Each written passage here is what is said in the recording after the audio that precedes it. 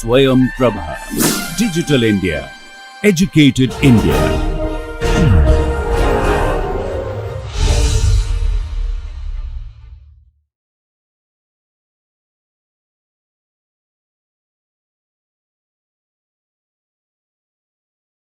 So, this course is called Operations Research, and in this course I am going to take you through some basic models in this subject called Operations Research. The difference between this course and any earlier course is the fact that I am going to make an attempt to explain certain concepts in Tamil language as against a course where everything is told in English as done in my earlier Operations Research course. அதாவது இந்த கோர்ஸில் வந்து Tamil English நடுவில் கொஞ்சம் இன்டர்சேஞ்சபிளாக use பண்ணி concepts explain பண்ணுற மாதிரி ஒரு ஐடியா வந்தது. அதை வந்து இம்ப்ளிமெண்ட் பண்ண பார்க்கலாம் அப்படின்னு சொல்லிட்டு இந்த கோர்ஸை ஆரம்பிக்கிறேன். சாதாரணமாக இந்த மாதிரி டெக்னிக்கல் சப்ஜெக்ட்ஸ் எல்லாம் வந்து most of the times medium of instruction is English. அதனால் இங்கிலீஷில் வந்து டிஸ்கிரிப்ஷனும் வேர்ட்ஸும் வந்துடும். ஆனால் அதே நேரத்தில் வந்து அதை தமிழில் நம்ம சொல்லி விளக்க ட்ரை பண்ணினான்னாக்க ஸ்டூடெண்ட்ஸ்க்கு, தமிழ் தெரிஞ்ச ஸ்டூடெண்ட்ஸ் மாணவர்களுக்கு இது இன்னும் கொஞ்சம் சுலபமாக ஈஸியாக இருக்கும் அப்படிங்கிறதுனால இந்த ஐடியாவை கொண்டு வரேன். இதில் எழுதுறதெல்லாம் நிறையா வந்து இங்கிலீஷில் தான் இருக்கும். நொட்டேஷன்ஸ் அதெல்லாம் இங்கிலீஷில் தான் இருக்கும். டெக்ஸ்ட் வேர்ட்ஸ் எல்லாம் இங்கிலீஷில் தான் இருக்கும். ஆனால் எக்ஸ்பிளைன் பண்ணும்போது மட்டும் இங்கிலீஷ் வார்த்தைகளும் தமிழ் வார்த்தைகளும் கலந்து எக்ஸ்ப்ளனேஷனில் வரும். நான் வந்து இத்தனை வருஷங்களாக சொல்லி கொடுத்தது எல்லாமே வந்து மீடியம் ஆஃப் இன்ஸ்ட்ரக்ஷன் வந்து இங்கிலீஷ் தான். அதனால் இங்கிலீஷில் நேச்சுரலாக வர்றதுக்கு சான்சஸ் இருக்குது. அதே நேரத்தில் என்னுடைய மதர் டங் வந்து தமிழ். அதனால் தமிழ்லேயும் சில வார்த்தைகள் வந்து சுலபமாக எளிதாக வரும், நல்ல முறையில் எக்ஸ்பிளைன் பண்ண முடியுங்கிற நம்பிக்கை இருக்கிறதுனால இந்த முயற்சியில் வந்து இப்போ எடுத்துட்டுருக்கேன். இப்போ போர்டில் பலகையில் எழுதும்போது நிறைய இங்கிலீஷ் தான் இருக்கும் சொல்கிற மாதிரி. ஏன்னா சில நேரங்களில் வந்து தமிழ் வார்த்தைகளை நம்ம டிரான்ஸ்லேட் பண்ணி சொன்னால் கூட அதனுடைய ஃபுல் எஃபெக்ட் வராது. ஏன்னா நம்ம பல காலங்களாக இங்கிலீஷ்லேயே அந்த வார்த்தைகளை நம்ம பார்த்துட்டு வர்றது. இப்போ சில வார்த்தைகள் எனக்கும் கூட நேச்சுரலாக வந்து டக்குன்னு தமிழில் வருமாங்கிறது தெரியல. இதை எடுத்துன்னு போகும்போது நமக்கு தெரியும் எவ்வளவு தூரத்துக்கு தமிழ் வார்த்தைகள் வருது அப்படிங்கிறது தெரியும். ஆனால் எக்ஸ்பிளைன் பண்ண முடியும் அப்படிங்கிற ஒரு இதில் இருக்குது. ஸோ வழக்கமாக ஒரு ஆப்ரேஷன்ஸ் ரிசர்ச்சில் வர்ற கோர்ஸில் இருக்கிற எல்லா டாபிக்ஸையும் இந்த கோர்ஸில் நம்ம பார்க்க போகிறோம். வேறு சில உதாரணங்களை வச்சுக்கொண்டு பார்க்க போகிறோம். என்னுடைய இன்னொரு கோர்ஸ் ஆப்ரேஷன்ஸ் ரிசர்ச்சில் இருக்குது, அது வந்து இங்கிலீஷில் இருக்குது. ஸோ அந்த கோர்ஸில் all the examples R told in English and explained in English. So இந்த கோர்ஸில் வந்து கம்ப்ளீட்டாக டிஃப்ரெண்ட் எக்ஸாம்பிள்ஸ், டிஃப்ரெண்ட் உதாரணங்கள் மூலமாக கான்செப்ட் அதே தான், ஆனால் உதாரணங்கள் வேறு. அந்த உதாரணங்கள் மூலமாக எக்ஸ்பிளைன் பண்ண முடியும் அப்படிங்கிற நம்பிக்கை. ஸோ முதல்ல வழக்கம் போல் லீனியர் ப்ரோக்ராமிங் அப்படிங்கிற டாப்பிக்கை தான் நம்ம பார்ப்போம். Linear programming.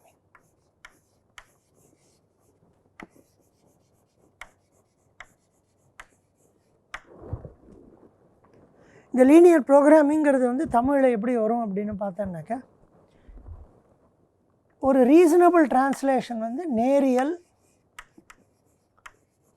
நிரலாக்கம் அப்படிங்கிறது வந்து நார்மல் டிரான்ஸ்லேஷன் அப்படிங்கிறது டிரான்ஸ்லேஷன். நேர் அப்படிங்கிறது லைன், லீனியர் அப்படிங்கிறதுல வரும். நிரலாக்கம்ங்கிறது ப்ரோக்ராமிங். ஸோ லீனியர் ப்ரோக்ராமிங் அப்படிங்கிறது நேரியல் நிரலாக்கம்னு வரும். ஆனால் சாதாரணமாக லீனியர் ப்ரோக்ராமிங் அப்படிங்கிறது தான் வார்த்தையில் கடகடன்னு வரும் சீக்கிரமாக. தமிழில் சொல்கிறது வந்து கொஞ்சம் அவ்வளோ எளிதாக இருக்குமாங்கிறது தெரியல. அதனால் கூடிய வரைக்கும் லீனியர் ப்ரோக்ராமிங் அப்படின்னே சொல்லிடணும். இந்த லீனியர் ப்ரோக்ராமிங் அப்படிங்கிற டாப்பிக்குள்ளே நம்ம வந்து ஃபார்முலேஷன்ஸ் பார்ப்போம். So linear programming formulations.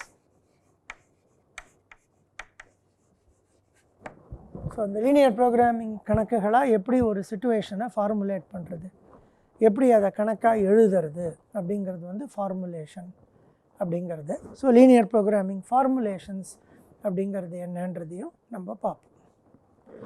அதுக்கப்புறமா அதை வந்து எப்படி சால்வ் பண்ணுறது, சொல்யூஷன்ஸ், எப்படி இந்த ப்ராப்ளமை சால்வ் பண்ணுறதுங்கிறதையும் பார்ப்போம். ஸோ சொல்யூஷன் அப்படிங்கிறதுக்கு தமிழில் வந்து தீர்வைகள், தீர்வை அப்படிங்கிறது சொல்யூஷன். அதாவது ஒரு ஈக்குவேஷன் சால்வ் பண்ணுறது அப்படின்னு தமிழில் நம்ம சொல்கிறது பேர் தீர்வைகள். தீர்வைகளை கண்டுபிடிப்பது அப்படிங்கிறது சொல்யூஷன். ஸோ சொல்யூஷன்ஸ் அப்படிங்கிறதையும் இதில் நம்ம பார்க்க போகிறோம். இந்த சொல்யூஷன் அப்படிங்கிறதுக்கு கீழே சிம்ப்ளெக்ஸ் அல்காரிதம் அப்படிங்கிறது ரொம்ப பிரபலமான ஒரு முறை. அது அப்படியே சிம்ப்ளெக்ஸ் அப்படின்னு தான் தமிழில் சொல்கிறது. தமிழில் எழுதணும்னு வேணால் சிம்ப்ளெக்ஸ் அப்படின்னு எழுதலாம். சிம்ப்ளெக்ஸ் அப்படின்னு தமிழில் எழுத முடியும். அந்த சிம்ப்ளெக்ஸ் அல்காரிதம் அப்படிங்கிறதையும் நம்ம பார்க்க போகிறோம். அப்புறம் அடுத்த டாபிக் வந்து எல்லா இதுலேயும் வர்ற டாபிக் வந்து டுவாலிட்டி அப்படிங்கிற டாபிக். தமிழில் டூவல் அப்படிங்கிறதுக்கு பல அர்த்தங்கள் இருக்குது. நமக்கு இதில் சாத்தியமான அர்த்தம் வந்து என்னென்னா இரட்டை அப்படிங்கிறது டுவல். ட்வின்னுங்கிறது இரட்டையர் அப்படின்னு சொல்கிற பழக்கம் உண்டு. கிட்டத்தட்ட அந்த ட்வின்னுங்கிற ஐடியா தான் வருது டுவலுங்கிற ப்ராப்ளத்தில். அதாவது ஒரு ப்ராப்ளம் இருந்தால் இன்னொரு ப்ராப்ளம் இருக்கும் அப்படிங்கிற மாதிரி. அதனால் இரட்டை அப்படின்னு சொல்லலாம் டுவல் அப்படிங்கிறது. டுவாலிட்டிங்கிறது இரட்டை, அதை பற்றி படிக்கிறது. இது ரொம்ப முக்கியமான ஒரு டாபிக். இது இந்த லீனியர் ப்ரோக்ராமிங் அப்படிங்கிறதுக்குள்ள டுவாலிட்டிங்கிறது ரொம்ப முக்கியமான டாபிக். ஸோ இந்த டாப்பிக்கையும் நம்ம நல்ல ஒரு இன்ட்ரெஸ்டோடு எடுத்து படிக்க ஆரம்பிப்போம். இந்த டுவாலிட்டிங்கிறது முடித்ததுக்கப்புறமா டிரான்ஸ்போர்ட்டேஷன் ப்ராப்ளம் அப்படின்னு சாதாரணமாக படிக்கிறது இந்த சப்ஜெக்டுக்குள்ளே. டிரான்ஸ்போர்ட்டேஷன் அப்படின்னா நம்ம தமிழில் போக்குவரத்து, ஒரு இடத்துலேருந்து ஒரு இடத்துக்கு செல்லுதல், செல்ல நமக்கு உதவி பண்ணுறது பேர் டிரான்ஸ்போர்ட்டேஷன். ஸோ போக்குவரத்து சம்மந்தப்பட்டது அப்படின்னு தமிழில் எழுத முடியும். ஆனால் நம்ம டிரான்ஸ்போர்ட்டேஷன் அப்படின்னே நம்ம சொல்லுவோம். ஏன்னா இது ஆக்சுவலாக வந்து போக்குவரத்துன்னு சொல்ல முடியாது. பொருட்களை எப்படி ஒரு இடத்துலேருந்து இன்னொரு இடத்துக்கு அனுப்புறது அப்படிங்கிறத பற்றி தான் நம்ம படிக்கிறோம். மனித போக்குவரத்தெல்லாம் இதில் வராது. பொருட்களை எப்படி அனுப்புறது அப்படிங்கிறத பற்றி தான் இந்த டிரான்ஸ்போர்ட்டேஷன் ப்ராப்ளம் அப்படிங்கிறதுல நம்ம படிக்க போகிறோம். அதில் உண்டான விஷயங்கள்லாம் நம்ம படிக்கலாம். அதுக்கப்புறம் அசைன்மெண்ட் ப்ராப்ளம்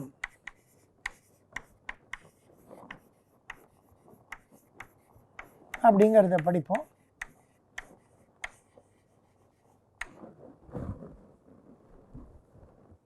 அசைன் பண்ணுறது அப்படின்னா ஒருத்தருக்கு ஒரு இதை கொடுக்கறது, ஒருத்தருக்கு ஒரு வேலையை கொடுக்கறது. டு அசைன், ஒதுக்குதல் அப்படின்னு சொல்ல முடியும்.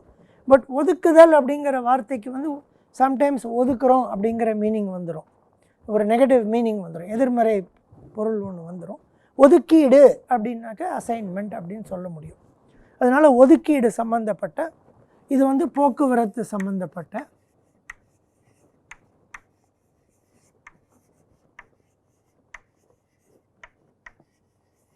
இது போக்குவரத்து சம்மந்தப்பட்டது. இது வந்து ஒதுக்கீடு சம்மந்தப்பட்டது.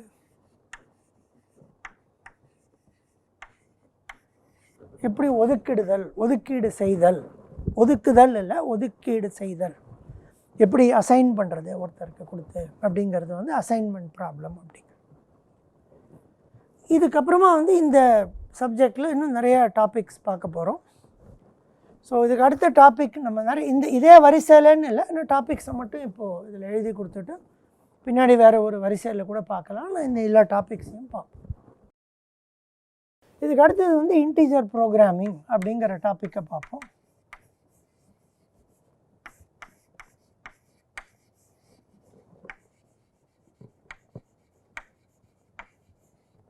சாதாரணமாக இன்டிஜர் அப்படிங்கிறது தமிழில் வந்து முழு எண் அப்படின்னு சொல்ல முடியும். முழு எண் சம்மந்தப்பட்ட பாடங்கள் அப்படின்னு சொல்ல முடியும். ஸோ முழு எண் சம்மந்தப்பட்டது கணக்குகள் வந்து இன்டிஜர் ப்ரோக்ராமிங் அப்படிங்கிறதுல வரும். அதுக்கப்புறமா வந்து இன்னும் சில டாபிக்ஸ் படிப்போம். கியூயிங் தியரி, இதில் சில சின்ன சின்ன விஷயங்களை எலிமெண்ட்ரி மாடல்ஸ் படிப்போம். கியூன்னா வரிசை, லைன்.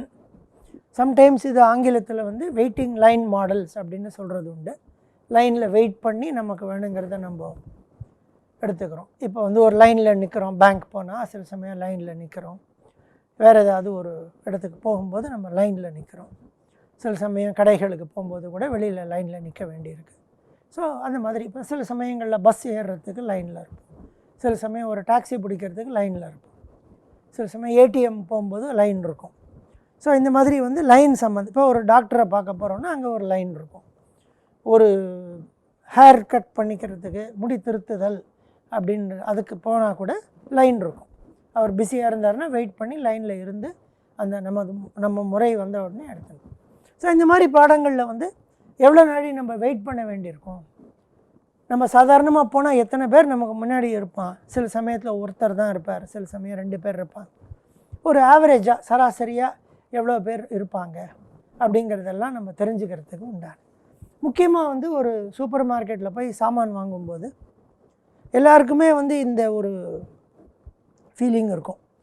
ஒரு பேஸ்கெட் எடுத்துன்னு நம்ம சாமான் எல்லாத்தையும் அந்த பேஸ்கெட்டில் போட்டுன்னு நம்ம வர்ற வரைக்கும் நமக்கு வந்து நிறையா பொருட்களை வாங்குகிறோங்கிற ஒரு சந்தோஷமும் ஒரு இதுவும் இருக்கும். அதுக்கப்புறமா அந்த பில் கொடுக்கறதுக்கு லைனில் நிற்கும்போது தான் நமக்கு வந்து பிடிக்காமல் போயிடும். ஏன்னா அங்கே ஒரு லைன் இருக்கும், அந்த லைனில் வரும்போது எவ்வளோ நாடி நிற்க போகிறோன்னு தெரியாது. நம்மளோட அதிர்ஷ்டமோ துரதிர்ஷ்டமோ நமக்கு முன்னாடி இருக்கிறாள் நிறையா சாமான் வச்சுட்டு அவர் வாங்கிட்டு இருப்பார். அதனால் அதுக்கே 10-15 நிமிஷம் ஆகும் அவர் ஒருத்தருக்கு. இந்த லைனில் போகிறதா அந்த லைனில் போகிறதா, அந்த மாதிரி சில கேள்விகள்லாம் வரும். அது சம்மந்தமான படிப்பு, அதுக்கு அப்படியே ஆன்சர் கொடுத்துட்டு போகிறோம் அப்படின்னு அர்த்தம் கிடையாது. ஆனால் அதுக்கு சம்மந்தப்பட்டது, அது ரிலேட்டடாக எப்படி இருக்கும் அப்படிங்கிறத படிக்கிறது பேர் கியூயிங் தியரி அப்படின்னு படிக்க. ஸோ அதுக்கு அடுத்தது வந்து கேம் தியரி அப்படின்னு படிப்போம். இந்த கேம் தியரிங்கிறது இன்றைக்கி வந்து ரொம்ப முக்கியமான ஒரு இதுக்கு கியூயிங் தியரிக்கு வரிசை சம்மந்தப்பட்ட படிப்புகள், வரிசை அப்படின்றது பண்ணலாம். அதுக்கு அடுத்தது கேம் தியரி அப்படிங்கிறத பற்றி ரொம்ப எலிமெண்ட்ரியாக படிப்போம். கேம்னா விளையாட்டுங்கிறது தெரியும். ஸோ விளையாட்டுன்னா அது விளையாட்டு சம்மந்தப்பட்ட தியரி அப்படின்னு சொல்ல முடியாது. கேம் தியரிங்கிறது ஒரு ஆங்கில வார்த்தை, அதில் கேம்ஸ் இருக்குது, விளையாட்டுகள்னு இருக்குது. ஆனால் அதில் வர்ற விளையாட்டுகள் வந்து நம்ம பார்க்குற மாதிரி கிரிக்கெட், ஃபுட்பால் அந்த மாதிரி விளையாட்டுகள் இல்லை, அது வேறு விதமான விளையாட்டுகள். ஆனால் விளையாட்டு சம்மந்தப்பட்ட விஷயங்கள் தான். ஸோ கேம் தியரி அப்படின்னு ஒன்று இருக்குது, அது விளையாட்டு சம்மந்தப்பட்ட. அதுக்கப்புறம் டைனமிக் ப்ரோக்ராமிங் அப்படின்னு ஒன்று இருக்கும். டைனமிக் ப்ரோக்ராமிங்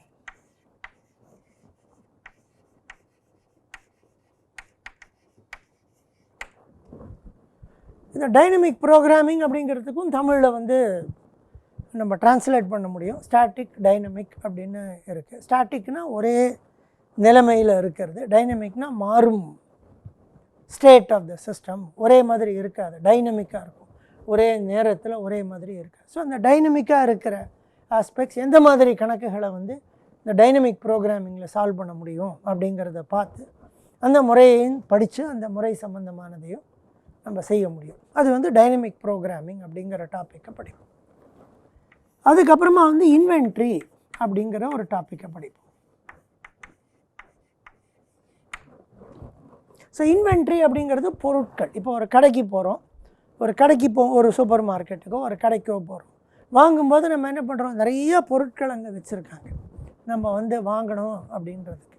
ஸோ அந்த மாதிரி பொருட்களை வந்து அவங்க வாங்கும்போது எத்தனை பொருட்கள் வாங்குவாங்க, எவ்வளவு அதனால் செலவாகும், அதனால் அதிகப்படி செலவுகள் இருக்கும், அந்த செலவுகளை எப்படி வந்து குறைக்க ட்ரை பண்ணுவாங்க அப்படிங்கிறத படிக்கிறது தான் வந்து இன்வென்ட்ரி. பொருட்கள் பற்றி ஜென்ரலாக பொருட்கள் அப்படின்னு தமிழில் எழுத முடியும். பொருட்கள், இன்வென்ட்ரி, பொருட்கள் அப்படின்னு எழுத முடியும். அது சம்மந்தப்பட்ட படிப்பு இன்வென்ட்ரி படிப்பு. அதுக்கப்புறமா வந்து நம்ம ஷெட்யூலிங் அண்ட் சீக்வென்சிங் அப்படின்ற ஒரு இதை பற்றி படிப்போம்.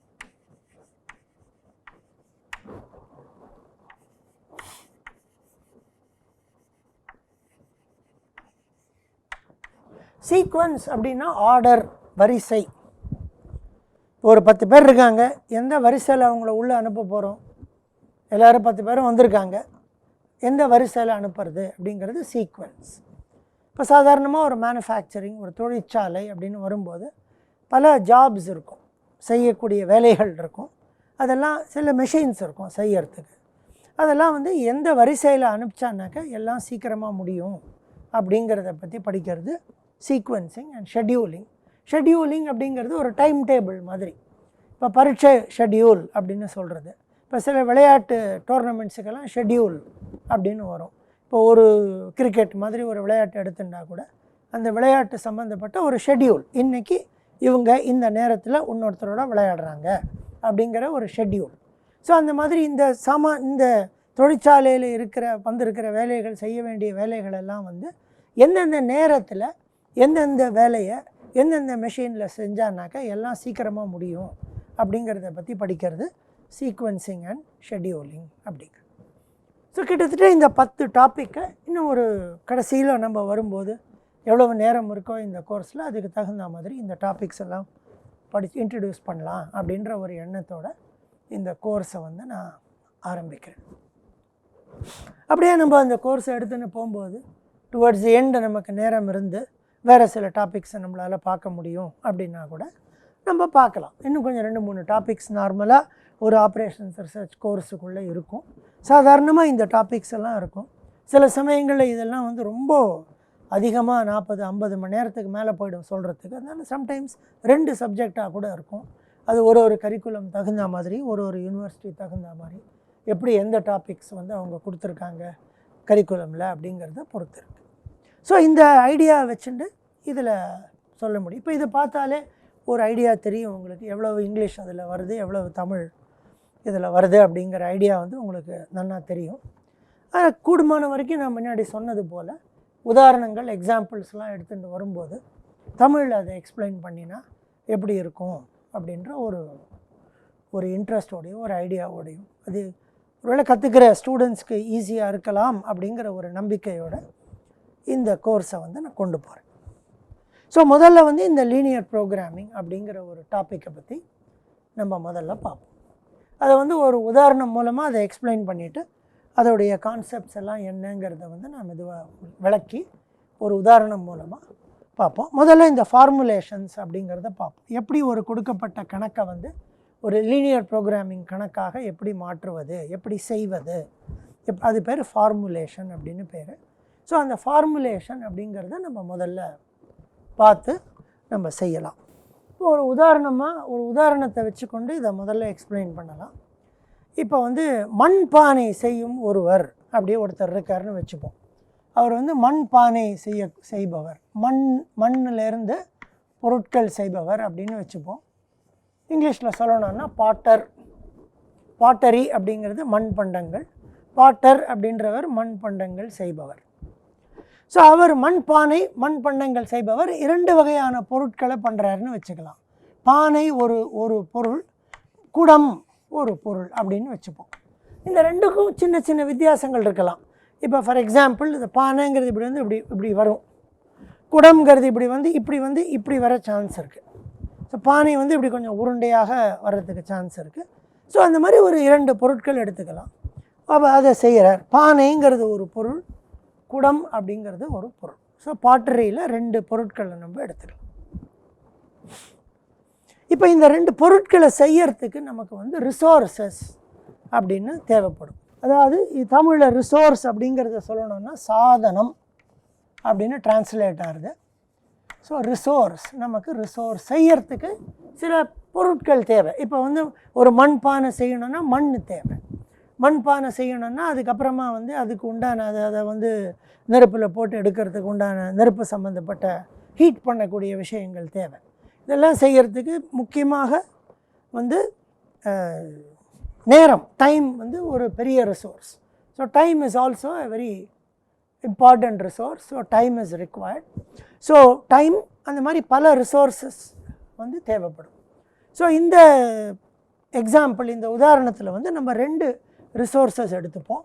மண் அப்படிங்கிறது களிமண் இல்லை மண், அது ஒரு ரிசோர்ஸாக எடுத்துக்கொண்டு களிமண் ஒரு ரிசோர்ஸ், டைம் இன்னொரு ரிசோர்ஸ். ஸோ செய்யறதுக்கு நமக்கு டைம் வேணும். ஸோ 2 பொருட்கள் 2 ரிசோர்ஸ் எடுத்துப்போம். ஸோ இந்த 2 பொருட்களை எடுத்துக்கும்போது இப்படி ஒரு சின்ன கட்டம் ஒன்று வரைந்து, ஸோ இப்போ ப்ராடக்ட் 1 ப்ராடக்ட் 2 இது வந்து பானை, இது வந்து குடம், 2 ப்ராடக்ட் வச்சுக்கலாம். ஸோ ஒரு பானை பண்ணுறதுக்கு இப்போ 3, இது 5ன்னு வச்சுப்போம். இது வந்து 5, இது 4, இது 4. ஸோ இது என்ன அர்த்தம்? இப்போ இத்தனை ஒரு பானை செய்யறதுக்கு ஒரு 3 அளவு களிமண் தேவைப்படும். ஒரு குடம் செய்வதற்கு 4 அளவு களிமண் தேவைப்படும். இங்கிலீஷில் சொல்லணுன்னா you need 3 units of clay to make one பானை and you need 4 units of clay to make one குடம். 2 மண் குடம் மண் பானைனே வச்சுப்போம். ப்ராடக்ட் 1 பண்ணுறதுக்கு 3 units of the first resource, and to do the product 2 you need 4 units of the first resource. Now there is a second resource which is time. So இந்த செய்கிறவர்கிட்ட கொஞ்சம் amount of time தான் இருக்குது. ஒரு குடம் செய்யறதுக்கு 4 units of time, 4 மணி நேரம் சொல்லலாம். பானை செய்யறதுக்கு 5 மணி நேரம் சொல்லலாம். ஸோ ஒரு பானை செய்யறதுக்கு 5 மணி நேரம் டைம் சொல்லலாம். ஒரு குடம் செய்வதற்கு 4 மணி நேரம் டைம் சொல்லலாம். இப்போ இவர் கையில் இதை செய்யக்கூடிய அந்த பாட்டர் அவர் கையில் வந்து மொத்தம் 320 அளவைகள் களிமண்ணும் 400 அளவைகள் நேரமும் இருக்குது. இப்போ இந்த நேரத்தை வந்து நம்ம மினிட்ஸ், வினாடிகள் அப்படின்னு எடுத்துட்டோம்னாக்க அவர் கையில் 400 வினாடி இருக்குதுன்னு அர்த்தம். இந்த நேரத்தை வந்து நம்ம வினாடி மணித்துளி மினிட்ஸ் எடுத்துட்டோம்னாக்க, இப்போ இதே வந்து ஹவர்ஸாக எடுத்துட்டோம்னாக்கா இது ஹவர்ஸ். இது 5 மணி நேரம்னா இது 400 மணி நேரங்கள் இருக்குதுன்னு அர்த்தம். இது 5 நிமிடங்கள்னால் இதுக்கு 400 நிமிடங்கள் அவர் கையில் இருக்குது அப்படின்னு அர்த்தம். அதே போல் இது 3 அளவைகள்னால் 320 அளவைகள் அவர் கையில் இருக்குது அப்படின்னு அர்த்தம். ஸோ இந்த பொருட்களை வச்சுக்கொண்டு அவர் வந்து பானைகளையும் குடங்களையும் செய்து விற்க முடியும். விற்று அதுலேருந்து பணம் சம்பாதிக்க முடியும். ஸோ இப்போ என்ன சொல்கிறோன்னா, ஒரு பானையை வந்து விற்கும்போது 120 ஒரு பானையும் 120 ஒரு பானையும் விற்கும் விலை, 90 வந்து ஒரு குடமும் அப்படின்னு வச்சுப்போம். ஸோ பானை 120, குடம் வந்து 90 அப்படின்னு வச்சுக்கலாம். ஸோ ஒரு பானை செஞ்சு விற்றா இவ்வளோ பணம் கிடைக்கும், இது பண்ணால் இவ்வளோ பணம் கிடைக்கும். இப்போ நம்ம என்ன நினைக்கிறோன்னா, இதில் ஒரு அசம்ஷன் ஒன்று என்னன்னாக்க, எவ்வளோ பானைகள் செய்தாலும் அதை விற்க முடியும். விற்று ஒரு பானைக்கு 120 ரூபாய் மேனிக்கு பணம் சம்பாதிக்க முடியும். அதே போல் இந்த பொருளை எடுத்துட்டா இதை விற்று எவ்வளோ செய்கிறோமோ எல்லாத்தையும் விற்க முடியும் அப்படின்னு ஒரு சாதாரணமாக ஒரு ஐடியா. சில சமயங்களில் என்ன சொல்லுவோன்னா, இத்தனை பொருட்களுக்கு மேலே விற்பனை ஆகாது அப்படின்னு சொல்லுவோம். அதையும் இப்போ கொஞ்சம் நாளில் சொல்ல போகிறோம். பட் சாதாரணமாக எவ்வளவு செய்வோமோ அதை விற்க முடியும் அப்படிங்கிற ஒரு அசம்ஷனோட இந்த ப்ராப்ளத்தை எடுத்துருவோம். இப்போ இதில் என்ன சொல்கிறோன்னாக்கா, 60 பானைகளுக்கு மேலே விற்பனை ஆகாது. 60 தான் மேக்சிமம் விற்பனை ஆகும். அதிகப்படி மேக்சிமம் விற்பனை ஆகக்கூடியது, அதிகப்படி விற்பனை ஆகக்கூடியது 60 பானைக்கு மேலே அவரால் விற்காது அப்படின்னு ஒரு இது வச்சுப்போம். இப்போ இத்தனை கொடுத்துருக்கோம். இது எல்லாத்தையும் நம்ம தமிழில் டிஸ்கிரைப் பண்ணி அழகாக சொல்லிட்டோம். ஸோ கேள்வி என்னென்னா, இது மாதிரி இருக்கும்போது அவர் எத்தனை பானைகளையும் எத்தனை குடங்களையும் செய்வார்? அதை செய்து அதை விற்று செய்யக்கூடிய எல்லாத்தையும் அவர் விற்கணும். அதை விற்று அவர் கையில் வரக்கூடிய பணம் வந்து எவ்வளவு இருக்கும், எவ்வளவு அதிக பணம் அவர் எதிர்பார்க்க முடியும் அப்படிங்கிறது இந்த ப்ராப்ளம். இங்கிலீஷில் சொல்லணுன்னா, how many products of product 1 and product 2 does the manufacturer make, so that by selling them at the rate of 120 and 90, the manufacturer tries to get as much money as possible. எவ்வளோ பணம் வந்து as much எடுக்க முடியுமோ அது பண்ண முடியும். So இப்போ நம்ம கண்டுபிடிக்க வேண்டியது எவ்வளவு பானைகளையும் எவ்வளவு குடங்களையும் பண்ணுறார் அப்படிங்கிறத நம்ம கண்டுபிடிக்க வேண்டியது. ஆனால் அதில் வேறு சில விஷயங்களும் இருக்குது. ஏன்னா நம்ம வந்து சொல்லலாம் 100 பானை இல்லை 1000 பானை 1000 குடம் பண்ணுங்க அப்படின்னு சொல்லிட்டான்னாக்கா, ஆனால் 1000 பானைகள் பண்ணுறதுக்கு அவருக்கு 3000 அளவைகள் மண் தேவை. அவர் கையில் 320 தான் இருக்குது. 1000 பானையும் 1000 குடமும் பண்ணணுன்னா 7000 அளவைகள் மண் வேணும், களிமண். அது அவர் கையில் இல்லை. அதனால் அவர் எவ்வளவு செய்யக்கூடியதோ இதுக்குள்ளே தான் அவரால் செய்ய முடியும். அதே மாதிரி இந்த டைமுக்குள்ளே தான் செய்ய முடியும். இதுக்கு மேலே டைம் இல்லை செய்யறதுக்கு. அதனால் இதெல்லாம் வந்து அவர் எவ்வளோ செய்ய முடியுமோ அதை வந்து குறைக்க ட்ரை பண்ணும், அதை வந்து ஒரு அளவுக்குள்ளே கொண்டு வர ட்ரை பண்ணும். அதெல்லாம் நம்ம இப்போ பார்க்க போகிறோம். ஸோ முதல்ல என்ன பண்ண போகிறோம், எத்தனை பானைகளும் எத்தனை குடங்களையும் செய்வார், how much of first product and how much of the second product the person is going to make அப்படிங்கிறது தான் இப்போ கண்டுபிடிக்கணும். அதனால் முதல்ல என்ன பண்ண போகிறோம், எக்ஸ் நமக்கு முன்னாடியே தெரியும். ஏதாவது ஒன்று கண்டுபிடிக்கணும் அப்படின்னா அதுக்கு எக்ஸ்னு ஒரு இதை கொடுத்து நொட்டேஷன் கொடுத்து எடுத்துன்னு போகிறதுன்றது நம்ம முன்னாடியே பள்ளிக்கூடங்கள்லேயும் காலேஜஸ்லையும் எல்லாத்துலேயும் படிச்சிருக்கோம். ஸோ தெரியாத அன்னோன் வேரியபிள்ஸ் அப்படின்னு சொன்னோன்னாக்கா அதுக்கு எக்ஸ்னு பேர் வைக்கிறது. ஸோ எக்ஸ் அப்படிங்கிறது வந்து பானைகளையும் எவ்வளவு பானைகள் செய்வார் அப்படிங்கிறதையும், பானைகள் எக்ஸ் பானைகள் செய்வார், ஒய் குடங்கள் செய்வார்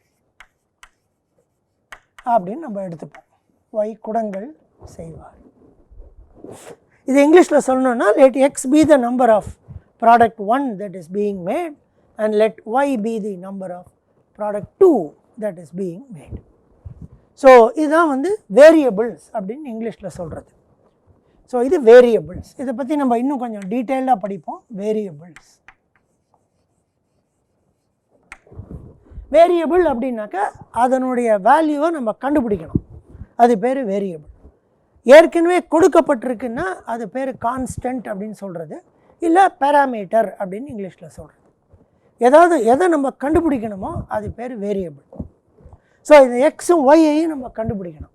எக்ஸ் ஒய்ன்றது என்ன, எத்தனை பானைகளையும் எத்தனை குடங்களையும் செய்வார் அப்படிங்கிறது எக்ஸ் அண்ட் ஒய் வேரியபிள்ஸ். தமிழில் வேரியபிள் அப்படின்னு பார்த்தோம்னாக்கா நிறையா அர்த்தங்கள் வருது. இந்த மாறி அப்படின்னு ஒரு அர்த்தம் வருது. மாறிகள், மாறுறது, சேஞ்சஸ், வேரியபிள் மாறி அப்படின்னு ஒரு பொருள் வருது தமிழில். ஸோ சில நேரங்களில் மாறி அப்படின்னு யூஸ் பண்ணி எக்ஸ்பிளைன் பண்ணலாம்.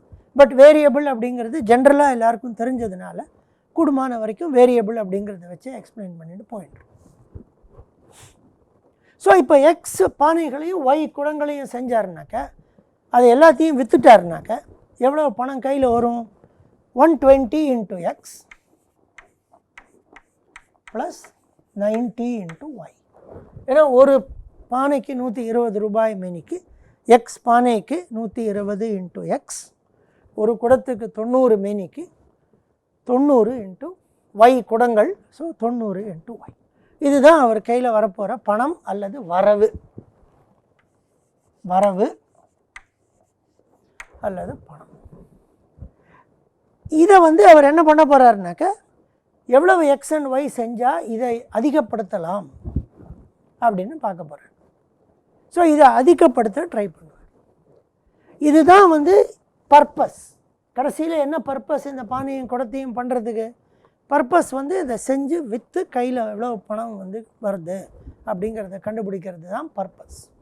ஸோ பர்பஸ் அப்படிங்கிறதுக்கு இங்கிலீஷில் வந்து நோக்கம் அப்படின்னு நம்ம சொல்லிக்கலாம். எய்ம், கோல், பர்பஸ், அப்ஜெக்டிவ், இதெல்லாம் இங்கிலீஷ் வேர்ட்ஸ் ஒரே மாதிரி மீனிங் கொடுக்கும்.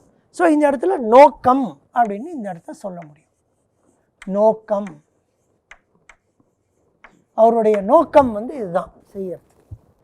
ஸோ இப்போ வந்து இதை மேத்தமெட்டிக்கலாக பார்த்தோம்னாக்கா எக்ஸின் மதிப்பு என்ன, ஒய்யின் மதிப்பு என்ன, இந்த 120x + 90y அதிகப்படுத்தணும்னாக்கா எக்ஸ் எவ்வளோ வேணால் அதிகப்படுத்தலாம், ஒய்யை எவ்வளோ வேணால் அதிகப்படுத்தலாம். ஸோ எவ்வளோ பானைகள் செய்ய முடியுமோ அவ்வளோ பானைகளும், எவ்வளோ குடங்கள் செய்ய முடியுமோ அவ்வளோ குடங்களும் செய்யலாம். ஆனால் அதை செய்யறதுக்கு எவ்வளவு அதை நம்ம செய்யறதுக்கு அளவை வந்து நமக்கு கண்ட்ரோல் பண்ணுறது இது ரெண்டும். ஏன்னா நம்மக்கிட்ட இதுக்கு மேலே 320 கைப்பிடிக்கு மேலே களிமண்ணும் இல்லை, 400 நேரத்துக்கு மேலே நேரமும் இல்லை. ஸோ எக்ஸ் பானைகளையும் ஒய் குடங்களையும் செய்யும்போது எவ்வளவு களிமண் தேவை? ஸோ ஒரு பானைக்கு 3 அளவு களிமண் தேவை. ஸோ எக்ஸ் பானைக்கு 3x அளவு களிமண் தேவை. ஒரு குடத்துக்கு 4 களிமண் தேவை. ஸோ 4 களிமண் தேவை. மொத்தம் நமக்கு 3x + 4y இத்தனை அளவு களிமண் நமக்கு தேவை. நம்ம கையில் இருக்கிற களிமண் எவ்வளவு? 320. ஆகவே இது 320 விட அதிகமாக இருக்க முடியாது. இப்போ இதை வச்சு நம்ம 100 பானையும் 100 குடமும் செய்ய முடியுமா? அவரால் முடியாது. ஏன்னா 100 பானையும் 100 குடமும் செய்கிறதுக்கு 700 களிமண் வேணும். 320 களிமண் தான் இருக்குது. 50 பானை 50 குடம் செய்ய முடியுமா? முடியாது. ஏன்னா அதுக்கு 350 களிமண் வேணும், 320 தான். ஸோ எக்ஸ் அண்ட் ஒய்ன்றது எப்படி இருக்கணும்னாக்க இந்த 3x + 4y அப்படிங்கிறது இந்த 320 விட அதிகமாக இருக்கக்கூடாது. அது 320ஆக இருக்கலாம், 320க்கு குறைவாக கூட இருக்கலாம். ஆனால் 320க்கு அதிகமாக இருக்கக்கூடாது. அதனால் இதை less than or equal to அப்படின்னு எழுதணும். இது பேர் லெஸ் தேன், இது ஈக்குவல் டு. ஸோ லெஸ் தேனாகவும் இருக்கலாம், குறைவாகவும் இருக்கலாம், ஈக்குவல் டு சமமாகவும் இருக்கலாம். ஆனால் அதிகமாக கிரேட்டர் தேன் இருக்க முடியாது, இருக்கக்கூடாது. ஸோ இல்லாட்டி இப்படி எழுதணும், நாட் கிரேட்டர் தேன் 320 அப்படின்னு எழுதணும். அப்படி எழுதுறதில்ல, less than or equal to 320 அப்படின்னு எழுதணும். இது ரொம்ப முக்கியமானது. இது அது கம்மியாகவும் இருக்கலாம். இந்த 320 யூஸ் பண்ணித்தான் ஆகணுங்கிறது எந்த இடத்துலையும் சொல்லப்படலை. இந்த 320 நம்ம யூஸ் பண்ணாமலே நமக்கு அதிகம் கிடைக்கும்னாக்க கூட அது செஞ்சுக்கலாம். அந்த மாதிரி கணக்குகள் இருக்கு. அதே போல் இது மட்டும் நமக்கு பிரச்சனை இல்லை, இதுவும் பிரச்சனை. இதுவும் நம்மக்கிட்ட பிரச்சனை. இப்போ ஒரு உதாரணத்துக்கு அவர் 100 பானைகள் மட்டும் செய்ய விரும்புகிறார் அப்படின்னு வச்சுப்போம். குடம் செய்ய விரும்பவில்லை, 100 பானைகள் செய்ய விரும்புகிறார். 100 பானை செய்ய முடியுமா? 100 பானை செய்யறதுக்கு 300 களிமண் தேவை. 320 களிமண் நம்ம கையில் இருக்குது, பிரச்சனை இல்லை. ஆனால் இதே 100 பானைகள் செய்ய 500 அளவு டைம் நேரம் தேவை. ஆனால் கையில் இருக்கிறது 400 தான். அதனால் இது நம்ம எப்படி களிமண்ணுக்கு எழுதினோமோ அதே போல் நேரம் டைமுக்கு நம்ம எழுதணும். ஸோ எக்ஸ் பானைகள் செய்ய 5x நேரம் தேவை, y குடங்கள் செய்ய 4y நேரம் தேவை. மொத்தம் நம்ம கையில் இருக்கிற நேரம் 400. அதே போல் இது மாதிரி லெஸ் தென் ஆர் ஈக்குவல். இந்த 5x + 4y அப்படிங்கிறது நமக்கு தேவைப்படும் நேரம். நம்மக்கிட்ட இருக்கிற நேரம் 400. ஸோ நம்ம யூஸ் பண்ணக்கூடிய நேரம் 400ஐ விட அதிகமாக இருக்கக்கூடாது. 400ஆக இருக்கலாம், அதை விட கம்மியாக இருக்கலாம். It can be equal, it can be less, but it cannot be greater. It cannot exceed 400. So it has to be less than or equal to 400. So that's what we write in this. இந்த ரெண்டையும் நம்ம எழுதிடுவோம். அதிகப்படியாக அவர் 60 பானைகள் தான் செய்வார் அப்படிங்கிறது இங்கே கொடுக்கப்பட்டிருக்கு. அதை நம்ம இங்கே எழுதினோம்னாக்க x less than or equal to 60, 60 அப்படின்னு வரும். எக்ஸுங்கிறது அவர் செய்யும் பானைகள், எவ்வளவு பானைகள் செய்கிறாருங்கிறது. அதிகப்படி 60 தான் அவர் செய்ய முடியும். அப்படிங்கிறதுனால அவர் செய்யும் பானைகளின் அளவு 60க்கு குறைவாக தான் இருக்க வேண்டும். ஆக எக்ஸ் என்பது less than or equal to 60 அப்படிங்கிறதையும் நம்ம இந்த இடத்துல எழுதிட்டோம். இதை எழுதிய பிறகு நம்ம இன்னொன்று எழுத போகிறோம். அதாவது x y greater than or equal to 0 அப்படிங்கிறத எழுத போகிறோம். இதற்கு அர்த்தம் என்னன்னாக்கா, எக்ஸுங்கிறது அவர் செய்யும் பானைகள், ஒய்ங்கிறது அவர் செய்யும் குடங்கள். அவர் செய்யும் பானைகளும் குடங்களும் 0வாகவோ அல்லது ஒரு பாசிட்டிவ் நேர்மறை எண்ணாகவோ தான் இருக்க வேண்டும், எதிர்மறையாக இருக்க முடியாது. -5 பானைகள் செய்வார் அப்படின்னு நம்ம சொல்ல முடியாது. ஏன்னா ஒரு பொருளை செய்யும் பொழுது ஒன்று செய்கிறோம், இல்லை செய்யலை. செய்யவில்லை என்றால் 0, செய்கிறோம் என்றால் ஒரு பாசிட்டிவ் குவான்டிட்டி. அதை தான் இங்கே வந்து xy greater than or equal to 0 என்று இங்கே எழுதுகிறோம். முக்கியமான காரணம் அதுதான். ஒரு பொருளை செய்யும்போது ஒன்று பாசிட்டிவ் செய்கிறோம், செய்யவில்லை என்றால் 0, நெகட்டிவில் செய்வது என்பது கிடையாது. ஆகவே இதை நம்ம எக்ஸ்பிளிசிட்டாக எழுதுகிறோம் இந்த கணக்கை பொறுத்த வரைக்கும். இதை தவிர இன்னும் சில சின்ன விஷயங்கள் இருக்குது. சில சமயங்களில் லாப நஷ்டங்கள் அந்த மாதிரிலாம் கணக்கு போடும்போது எக்ஸ் என்பது லாபம் என்று வைத்துக்கொண்டால் -xங்கிறது ஆட்டோமேட்டிக்காக நஷ்டமாக மாறிவிடும். ஆகவே மைனஸ் லாபம்ங்கிறது நஷ்டமாக மாறி கணக்கை மாற்றத்துக்கு சான்ஸ் இருக்குது. அந்த மாதிரி சில விஷயங்கள் இருக்கின்றன. அதை பற்றி இப்போ நம்ம அதிகம் யோசிக்காமல், அவ்வளோ அது கான்சென்ட்ரேட் பண்ணாமல், xy greater than equal to 0 உடைய அர்த்தம் என்னென்னா, பொருட்களை செய்யும் பொழுது செய்யாமல் இருந்தால் 0, செய்தால் நான் நெகட்டிவ், அதாவது பாசிட்டிவ், செய்தால் பாசிட்டிவ் 0, ஆக நெகட்டிவ் வராது. இதற்கு பெயர் நான் நெகட்டிவிட்டி என்று பெயர். ஆக இதெல்லாத்தையும் நம்ம இந்த கணக்கை பொறுத்த வரைக்கும் முடித்து விட்டோம். இதை முடித்ததுக்கு பெயர் வந்து ஃபார்முலேஷன் என்று பெயர். தமிழ் எழுதணும்னா உருவாக்கம், உருவாக்குதல். ஜென்ரலாக உருவாக்குதல்னா கிரியேஷன் அப்படிங்கிற அர்த்தம் வரும். இந்த இடத்துல நம்ம கிரியேஷன்னு சொல்லாமல் ஃபார்முலேஷன் என்று சொல்கிறோம். ஃபார்முலேஷன் என்றே நம்ம வைத்துக்கொள்வோம். ஆக இந்த ஃபார்முலேஷனை நம்ம பண்ணிட்டோம். என்ன பண்ணினோம்? நம்மளே அறியாமல் பார்த்தோன்னாங்க, முதல்ல வேரியபிளை எழுதினோம், நோக்கத்தை எழுதினோம், இதெல்லாம் எழுதினோம், இதை எழுதினோம். இதையே இப்போ நம்ம வந்து கொஞ்சம் ஃபார்மலாக ஒரு நொட்டேஷன், ஒரு டெர்மினாலஜி அதெல்லாம் கொண்டு வந்து இப்போ எக்ஸ்பிளைன் பண்ணுறேன். ஸோ ஒரு ஃபார்முலேஷன், ஒரு கொடுக்கப்பட்ட கணக்கை இந்த மாதிரி ஒரு அல்ஜிப்ரிக் ஃபார்மில் எழுதுறதின் பெயர் ஃபார்முலேஷன். இது சொல்யூஷன் இல்லை, சொல்யூஷன் பின்னாடி வரும். ஸோ ஆக முதல்ல என்ன பண்ணணும், என்ன வேரியபிள்ஸ் இருக்குங்கிறத நம்ம டிட்டர்மின் பண்ணணும். இந்த கணக்கை பொறுத்த வரைக்கும் 2 வேரியபிள் இருக்குது. எவ்வளவு பானைகள் செய்கிறார், எவ்வளவு குடங்கள் செய்ய, அதை இங்கே எழுதியிருக்கோம். அதை நாம் இப்பொழுது டெசிஷன் வேரியபிள் என்று ஆங்கிலத்தில் சொல்லுவோம்.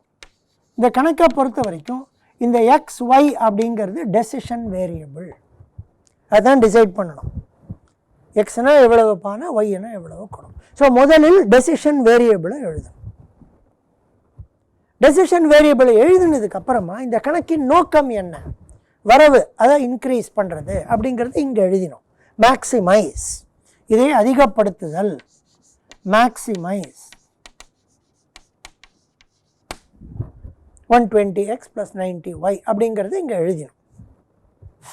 அதிகப்படுத்துதல், இதுதான் வந்து நோக்கம். இந்த நோக்கம்ங்கிறது அப்ஜெக்டிவ் ஃபங்க்ஷன், அப்ஜெக்டிவ் ஃபங்க்ஷன்.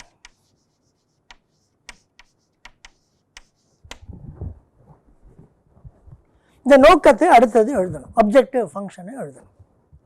அதுக்கப்புறம் இந்த 3 விஷயங்களை எழுதினோம். இந்த 3 விஷயங்களுக்கு கன்ஸ்ட்ரெயின்ட் என்று பெயர், கட்டுப்பாடுகள்.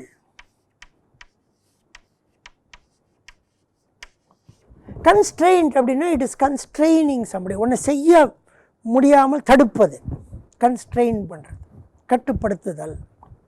ஏன் இதுக்கு கட்டுப்பாடுகள்னு பேர்? நம்ம எவ்வளவு பானைகளும் குடங்களும் செய்ய போகிறோங்கிறத டிசைட் பண்ணுறது என்னென்னா இந்த நம்பர். இந்த 320க்கு மேலே களிமண் கிளே நமக்கு யூஸ் பண்ண முடியாது. ஆகவே இதை விட குறைவாகத்தான் இருக்க வேண்டும் அல்லது ஈக்குவலாக இருக்கும். ஸோ இது ரெண்டும் கட்டுப்படுத்துகிறது. இது ரெண்டும் இதுவும் ஏன்னா அதிகப்படி 60 தான் செய்ய முடியும், அதுக்கு மேலே செய்ய போகிறதில்ல. இதெல்லாம் கட்டுப்பாடுகள், கன்ஸ்ட்ரெயின்ஸ் என்று பெயர். அதை எழுதணும். அதற்கு அப்புறமாக xy greater than or equal to 0 அப்படிங்கிறது நான் நெகட்டிவ் ரெஸ்ட்ரிக்ஷன், நான் நெகட்டிவ், எதிர்மறையற்ற கட்டுப்பாடு, நான் நெகட்டிவ் ரெஸ்ட்ரிக்ஷன். அதையும் எக்ஸ்பிளிசிட்டாக எழுதணும். இந்த மாதிரி ப்ராப்ளம்ஸ் பண்ணும்போது எழுதணும். இந்த நோக்கம்ங்கிறது யூஸ்வலாக மேக்ஸிமைஸாக இருக்கும், சில சமயம் மினிமைஸாக கூட வரலாம். அது மாதிரி வரும். கன்ஸ்ட்ரெயின்ட் சில சமயம் இங்கெல்லாம் greater than equal to வரலாம். இந்த கணக்கை பொறுத்த வரைக்கும் 3மே less than or equal to ஆக வந்துவிட்டு ஈக்குவேஷனாக கூட வரலாம். ஸோ இதில் 3 கன்ஸ்ட்ரெயின்ட் இருக்குது, 3 கட்டுப்பாடுகள் இருக்கின்றன. அடுத்த கேள்வி, இது வந்து இதை கன்ஸ்ட்ரெயின்ட்டாக இதை கூட்டிக்கணுமா இல்லை வேண்டாமான்னாக்கா, இந்த கணக்கை பொறுத்த வரைக்கும் 3 கன்ஸ்ட்ரெயின்ட் தான் இருக்குது.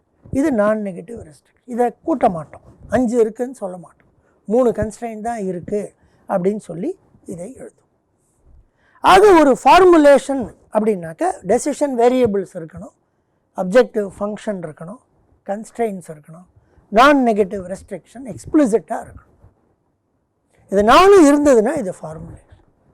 இந்த ஃபார்முலேஷனுக்கு லீனியர் ப்ரோக்ராமிங் ஃபார்முலேஷன் என்று பெயர். ஏன் லீனியர் ப்ரோக்ராமிங்கிறத இப்போ பார்ப்போம். லீனியர் ப்ரோக்ராமிங் தமிழ் எழுதணும்னா நேரியல் நிரலாக்கம்.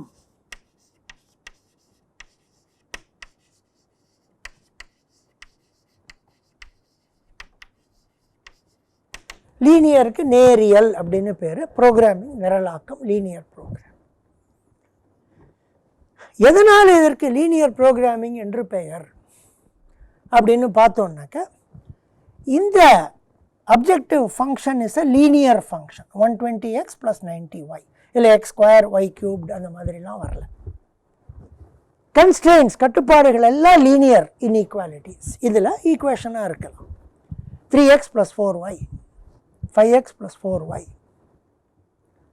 3x² + 8y³ அப்படின்லாம் வரல. ஆக இது வந்து லீனியராக இருக்க வேண்டும். எல்லா கன்ஸ்ட்ரெயின்ஸும் லீனியராக இருக்கணும், ப்ளஸ் நான் நெகட்டிவ் ரெஸ்ட்ரிக்ஷன் இருக்கணும். So objective function should be a linear function of the decision variables. All constraints are linear equations or inequalities and explicit non negativity இருக்கணும். இருந்தான்னா லீனியர் ப்ரோக்ராமிங் ஃபார்முலேஷன் அப்படின்னு பேர். நேரியல் நிரலாக்க உருவாக்கம், பட் லீனியர் ப்ரோக்ராமிங் ஃபார்முலேஷன் என்று வைத்துக்கொள்ளும்.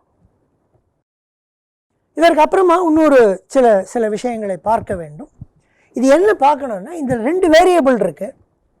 இந்த அப்ஜெக்டிவ் ஃபங்க்ஷன், இந்த ஃபங்க்ஷனில் வந்து it should have at least 1 variable. எல்லா வேரியபிளும் இருக்கணுமா எல்லா நேரத்துலையும் தேவையில்லை. ஆனால் அதில் அட்லீஸ்ட் ஒரு வேரியபிள் இருக்கணும். ஒரு வேரியபிள் கூட இல்லாமல் அப்ஜெக்டிவ் ஃபங்க்ஷன் எழுதக்கூடாது.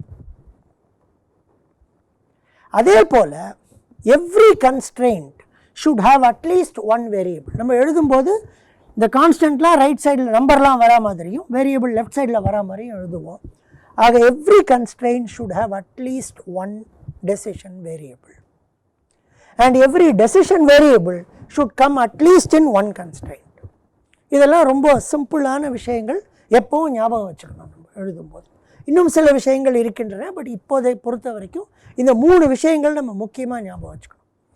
Objective function should have at least 1 variable, need not have all variables. Every constraint should have at least 1 variable and every variable should come at least in 1 constraint. ஒரு கன்ஸ்ட்ரெயின்ட்லேயாவது வந்தாகணும். So அப்படி வரும்பொழுது இது linear programming formulation அப்படின்னு வரும். இன்னும் 2 விஷயங்களை நம்ம பார்த்துடலாம். இப்போ இதை நம்ம சால்வ் பண்ணலை, பின்னாடி சால்வ் பண்ணுறது எப்படிங்கிறத படிக்க போகிறோம். ஆனால் அதற்குள் ஒரு கேள்வி எழலாம்.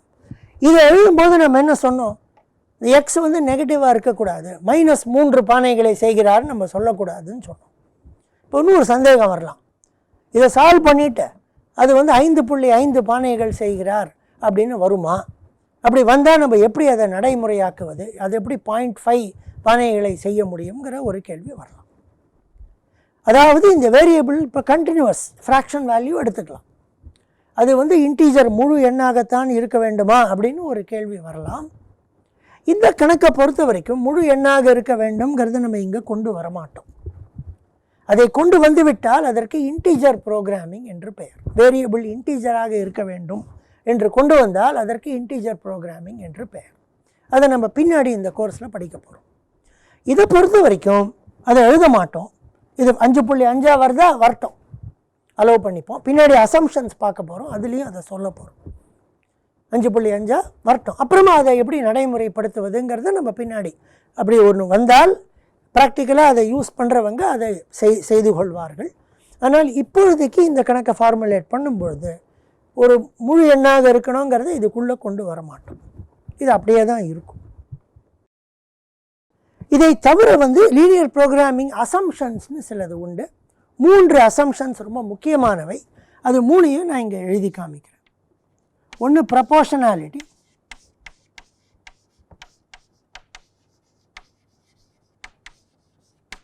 ரெண்டு லீனியாரிட்டி,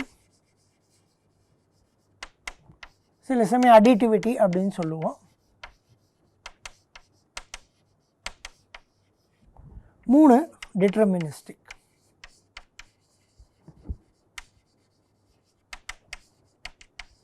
இது என்னங்கிறத இப்போ பார்க்கலாம். ப்ரப்போர்ஷனாலிட்டி, ஒரு பானையை விற்றால் 120, 10 பானையை விற்றால் 1200, 100 பானைகளை விற்றால் 12000.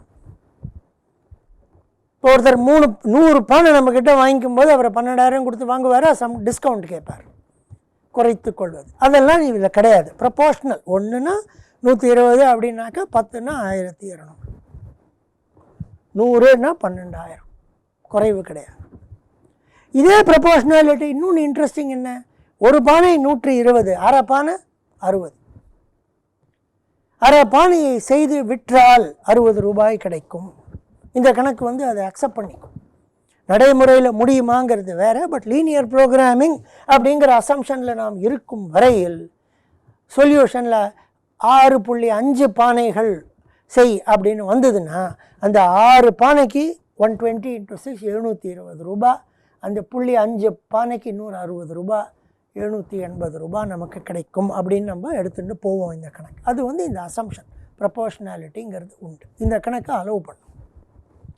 ரெண்டாவது லீனியாரிட்டி, ஒரு பானைக்கு 120, ஒரு குடத்துக்கு 90, ஒரு பானையும் ஒரு குடம் சேர்த்து செய்தால் அடிட்டிவிட்டி 210.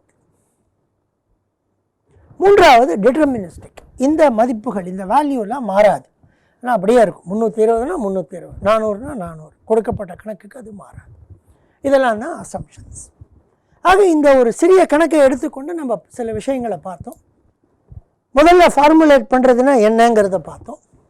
அப்புறம் லீனியர் ப்ரோக்ராமிங்னா என்னங்கிறத பார்த்தோம். அதற்கு முன்னாடி நம்ம decision variable, objective function, constrain, நான் நெகட்டிவிட்டி 4ம் கொண்டு வரணுங்கிறத பார்த்தோம். இதில் அது லீனியாரிட்டி இருந்ததுன்னா லீனியர் ப்ரோக்ராமிங்கிறத பார்த்தோம். இது ரொம்ப முக்கியம், எல்லா லீனியர் ப்ரோக்ராமிங்க்கும் இது முக்கியம், அதையும் பார்த்தோம். இன்டீஜர் ப்ரோக்ராமிங்கை நம்ம பார்க்கல, அதாவது அதை கொண்டு வர வேண்டாம் அப்படின்னு சொல்லிட்டோம். லீனியர்னால் அப்படியே இருக்கட்டும்னு சொல்லிட்டோம். அதற்கு பிறகு 3 அசம்ஷன்ஸையும் பார்த்தோம். இவ்வளோ விஷயங்களை இந்த ஒரு கணக்கு மூலமாக இந்த டெர்மினாலஜி, அசம்ஷன்ஸ் எல்லாத்தையும் பார்த்துட்டோம். மேலும் சில கணக்குகள் மூலமாக வேறு சில ஃபார்முலேஷன்ஸை நம்ம பார்க்கலாம். இப்போ இது வந்து இன்னொரு சிம்பிள் ப்ராப்ளம் ஒன்று எடுத்துக்கலாம். இப்போ ஒருத்தர் வந்து ஒரு ஃபோன் கடை வச்சுருக்கார் அப்படின்னு வச்சுப்போம். ஃபோன் விற்கிற, மொபைல் ஃபோன் விற்கிற கடை வச்சுருக்கார் அப்படின்னு வச்சுப்போம். ஒரே டைப் ஆஃப் ஃபோன் தான் யூஸ் பண்ண. இப்போ நார்மலாக ஒரு மொபைல் ஃபோன் கடைக்கு போனால் 15-20 டிஃப்ரெண்ட் வெரைட்டிஸ் இருக்கும். பட் இந்த கணக்கை பொறுத்த வரைக்கும் நம்ம ஒரே ஒரு மாடல் தான் அவர் வாங்கி விற்கிறார் அப்படின்னு நம்ம வச்சுப்போம். அப்போ ஈஸியாக அந்த கணக்கை போட முடியும்.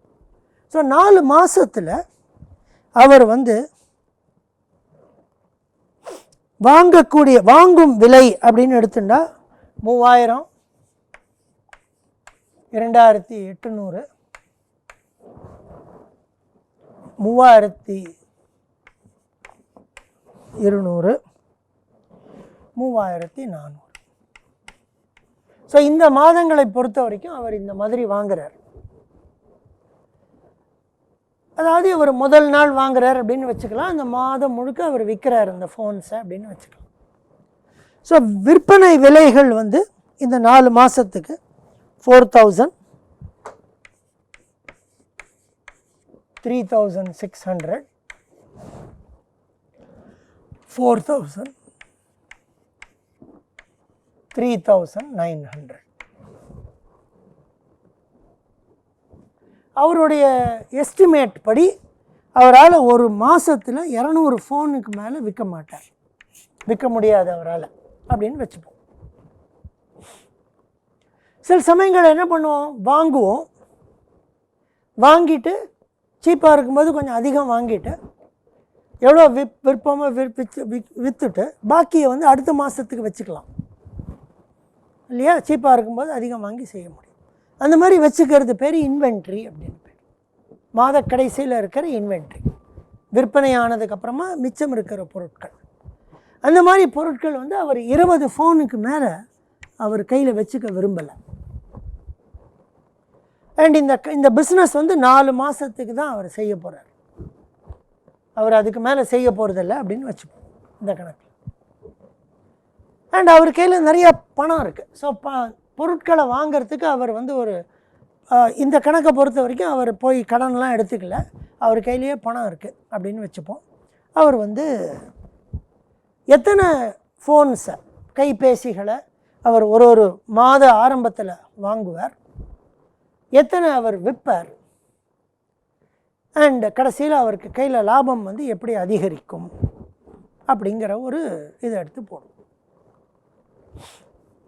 ஸோ இந்த கணக்கை பொறுத்த வரைக்கும் எத்தனை பொருட்கள் அவர் வாங்குறார் அப்படிங்கிறத வந்து X1, X2, X3, X4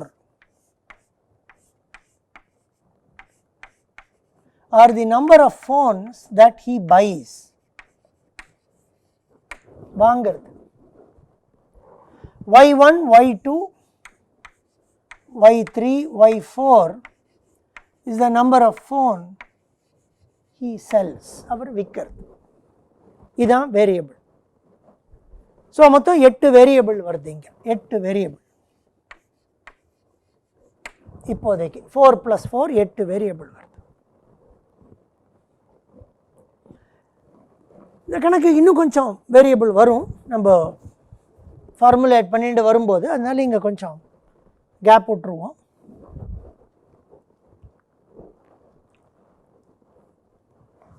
so அவருடைய அப்ஜெக்டிவ் என்ன? கடைசியில் லாபம் எவ்வளவு கையில் அதிகமோ அதுதான் அவருடைய அப்ஜெக்டிவ். ஸோ அவர் என்ன பண்ணுவார்? அவர் விற்கும்போது அவருக்கு கிடைக்கும் பணமானது 4000 Y1 + 3600 Y2 + 4000 Y3 + 3900 Y4. இதுதான் அவருக்கு வந்து விற்பனை செய்து கிடைக்கிற பணம். By selling the product he gets this much money. Different points in time, but that doesn't matter. But at the same time he has invested some money. So the money that he is investing, நான் முன்னாடியே சொல்லிட்டேன், அவர் வந்து இப்போ முதல் மாதத்தில் விற்று வர்ற பணத்தில் தான் 2வது மாதத்தை வாங்கணும் அப்படிங்கிற மாதிரி கஷ்டமெல்லாம் அவருக்கு இல்லை. அவர் கையில் நிறையா பணம் இருக்குதுன்னு வச்சுப்போம். அதனால் அவர் வந்து முதல் மாதத்தில் விற்பனை செய்ததை வைத்து கொண்டு தான் 2ஆம் மாதத்தில் வாங்கணும், அப்புறம் 2வது மாதத்தில் விற்பனை பண்ணதை வச்சு தான் 3வது மாதத்தில், அந்த மாதிரிலாம் எதுவுமே கிடையாது. அவர் கையில் நிறையா பணம் இருக்குது, அவர் வாங்கலாம். அதனால் அவர் வாங்க போகிறதுக்கு செலவழிக்கிற பணம் வந்து 3000 3000 X1 minus 2800 X2 minus 3200 X3 minus 3400 X4. So இது வந்து அவர் செலவு பண்ணுற பணம். அதனால் கையில் மிஞ்சுற பணம் வந்து இதுதான் வந்து நோக்கம், இதுதான் அப்ஜெக்டிவ். ஸோ இந்த ப்ராப்ளத்துக்கு இது நோக்கம்.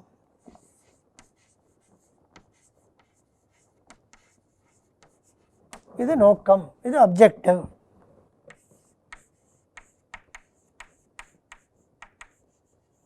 இது அப்ஜெக்டிவ்.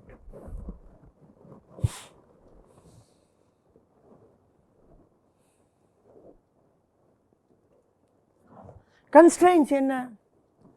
ஒரு மாதத்தில் அவர் 200 தான் விற்பார். So Y1 less than or equal to 200, Y2 less than or equal to 200, Y3 less than or equal to 200, Y4 less than or equal to 200. இதை நம்ம பார்த்தாச்சு.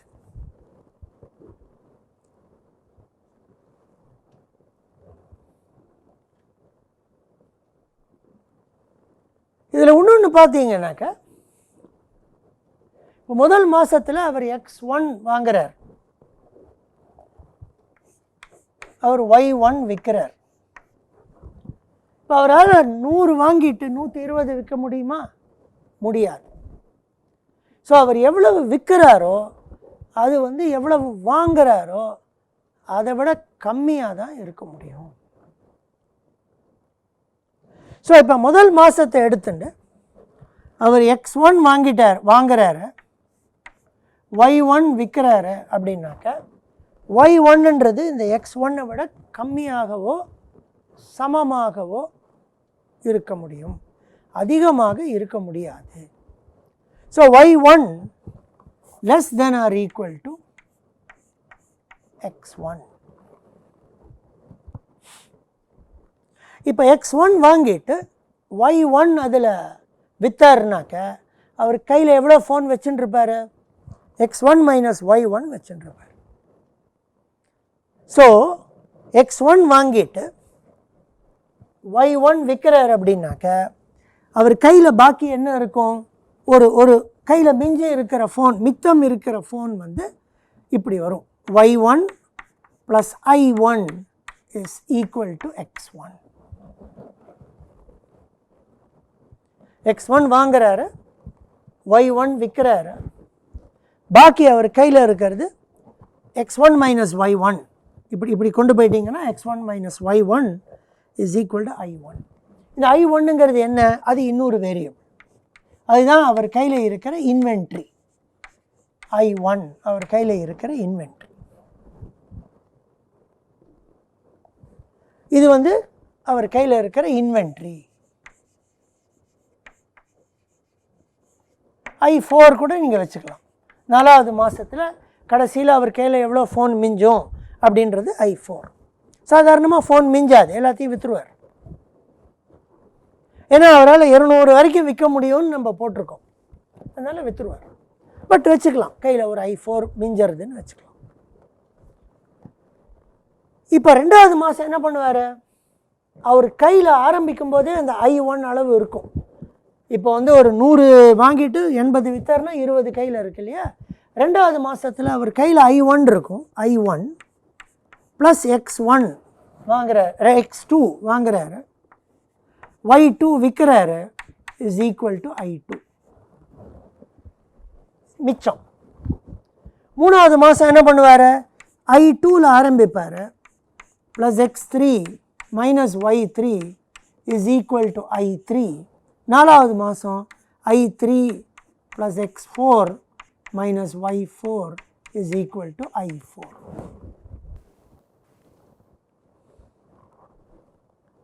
அதை தவிர இந்த ஐன்றது 20க்கு மேலே அவர் கையில் இருக்கக்கூடாது. அதனால் i1 less than or equal to 20, i2 less than or equal to 20, i3 less than or equal to 20, i4 less than or equal to 20. இதை வந்து அதிகப்படுத்துவார் இல்லையா அப்ஜெக்டிவை. ஸோ மேக்ஸிமைஸ், கையில் வர்ற பணத்தை அதிகப்படுத்தும், மேக்ஸிமைஸ். ஸோ இதெல்லாம் வந்து கன்ஸ்ட்ரெயின்ஸ். அதை தவிர இந்த நான் நெகட்டிவிட்டின்னு நம்ம பார்த்தோம் இல்லையா? So x1 x2 x3 x4 y1 y2 y3 y4 i1 i2 i3 i4 greater than or equal to 0. So இந்த கணக்கை பார்த்தோன்னாக்கா 12 வேரியபிள்ஸ் வந்துடுது. அதில் முக்கியமாக ஒன்று கவனிச்சிங்கன்னாக்கா இந்த 8 வேரியபிள் தான் இது நோக்கத்தில் இருக்குது. இந்த ஐங்கிறது நோக்கத்திலேயே இல்லை. நான் முன்னாடி சொன்னேன் இல்லையா, எல்லா மாறிகள் எல்லா வேரியபிளும் இருக்கணுமான்னு கேட்டால் இல்லை. ஆனால் ஒன்றாவது இருக்கணும். 8 வேரியபிள் இதில் இருக்குது. சிலது ப்ளஸில் இருக்குது, சிலது மைனஸில் இருக்குது, ஆனால் 8 வேரியபிள் இதில் இருக்குது. கன்ஸ்ட்ரெயின்ஸ் எவ்வளோ இருக்குது? 12 கன்ஸ்ட்ரெயின்ட் இருக்குது இந்த நான் நெகட்டிவிட்டி.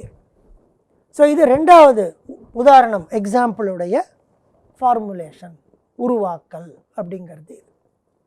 ஸோ இன்றைக்கி இதோடு நிறுத்திப்போம். அடுத்த லெக்சரில் இதே ப்ராப்ளமில் ஆரம்பித்து இன்னும் சில விஷயங்களை பார்த்துட்டு அதுக்கப்புறம் அடுத்த உதாரணத்துக்கு செல்வோம். வணக்கம். தேங்க்யூ.